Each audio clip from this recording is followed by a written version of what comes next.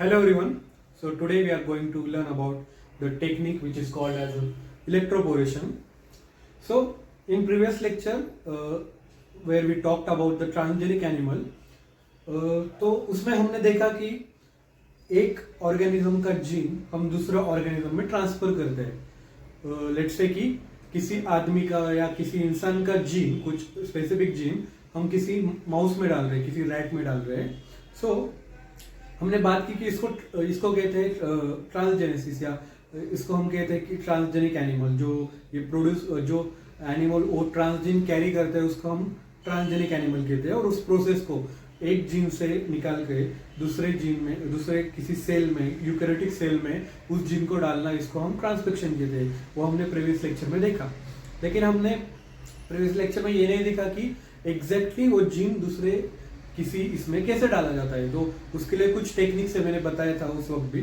सो उसकी ही एक टेक्निक जिसका नाम है which is called as electroporation, which is we are going to look at now. What is the exact procedure or how that gene is transferred to a different organism cell so that it will express that gene in that different organism. So consider कि एक cell है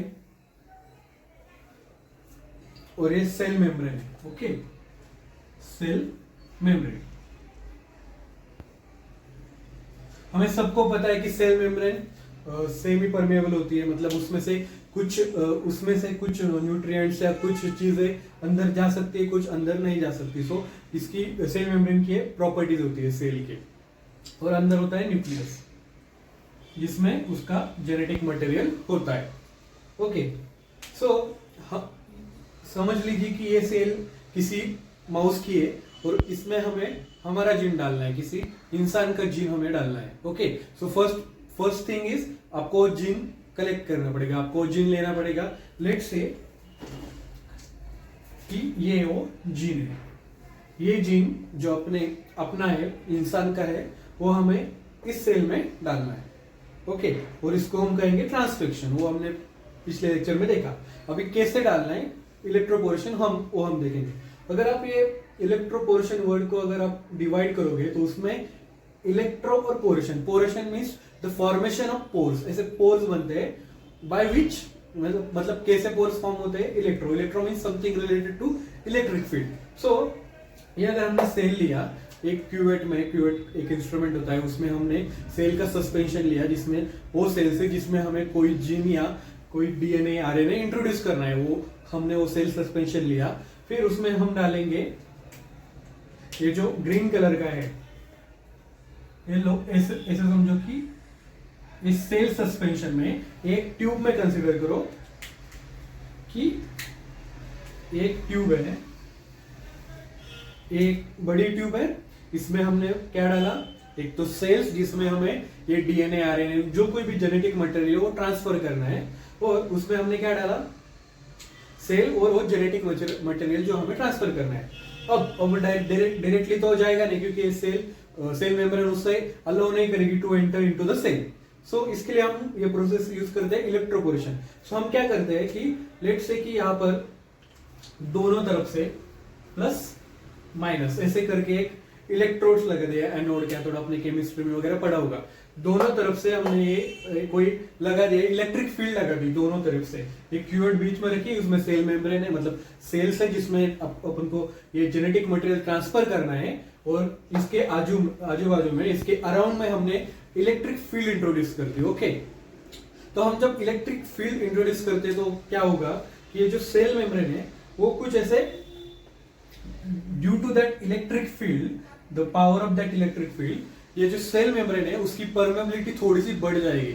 मतलब for example ऐसा समझो कि पहले अगर इतना कुछ अंदर जा रहा था, मतलब जो सेल की एक बेसिक परमेबिलिटी है सेल मेम्ब्रेन की, इतना अगर जा रहा है, तो इलेक्ट्रिक फील्ड की वजह से क्या होगा, उसकी जो परमेबिलिटी है, मतलब उसके अंदर जाने की जो कैपेसिटी है, मटेरियल्स के अंदर जाने की कैपेसिटी वो बढ़ जाएगी. तो लेट्स से कि इसके बाद ये थोड़ी सी ऐसे हो जाएगी. ये सिर्फ एग्जांपल के लिए ध्यान में रखो कि इस हिसाब से एक्ट करेगा. So due to that electric field the permeability of cell membrane will increase. Okay, so जब इलेक्ट्रिक फील्ड, और इलेक्ट्रिक फील्ड का भी एक प्रोपोर्शन होता है, उसके अंदर ही उसको रखना पड़ता है। अगर बहुत ज्यादा इलेक्ट्रिक फील्ड हो गई तो ये सेल डैमेज भी हो सकता है। सो ये बहुत डेलिकेटेड वर्क है। सो एक स्पेसिफिक क्वांटिटी में ही आपको इलेक्ट्रिक फील्ड प्रोवाइड करना पड़ता है। सो हमने इलेक्ट्रिक फील्ड प्रोवाइड की है। Okay, so this is electric field.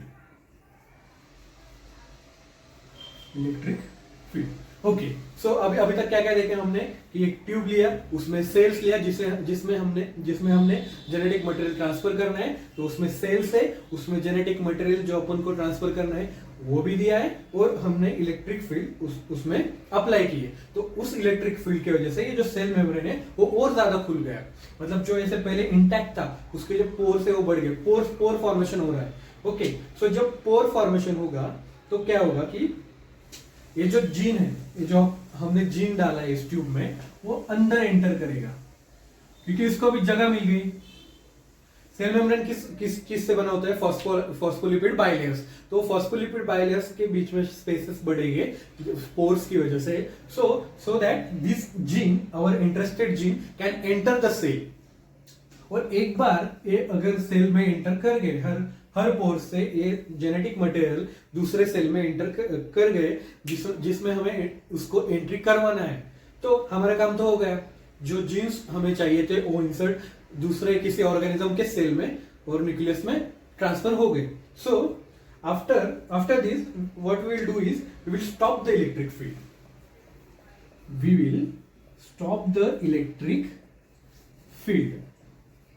तो जैसे ही हम इलेक्ट्रिक फील्ड स्टॉप करेंगे, ये जो पोर्स फॉर्म हुए थे, अभी पोर्स के अंदर क्या है, जेनेटिक मटेरियल तो ऑलरेडी एंटर कर चुका है। तो ये जो पोर्स है, after stopping the electric field, that will again reseal. So ये जाने के बाद ये जो सेल मेम्ब्रेन है वो फिर से पहले जैसे कंडीशन में हो जाएगा, मतलब उसकी परमेबिलिटी फिर से कम हो जाएगी और अब इसमें कोई दूसरा कुछ एंटर कर नहीं सकता। तो हमारा काम तो बन गया है। हमें क्या करना था? ट्रांसजेनिक एनिमल बनाना है, या ट्रांसफेक्शन, मतलब एक ऑर्गेनिज्म का सेल से जो कोई जीन लेके दूसरे ऑर्गेनिज्म के न्यूक्लियस में या उसके बॉडी में हमें डालना है। वो हमारा काम तो बन गया। हमारा इंटरेस्टेड जीन उस सेल में चला गया। सो हमारा जो मेन पर्पस था ये सब करने का वो तो हो गया। उसके बाद इलेक्ट्रिक फील्ड स्टॉप की और वो रिसील हो गया, मतलब एक सेल में अभी हमारा जो इंटरेस्टेड जीन है वो एंटर कर गया है।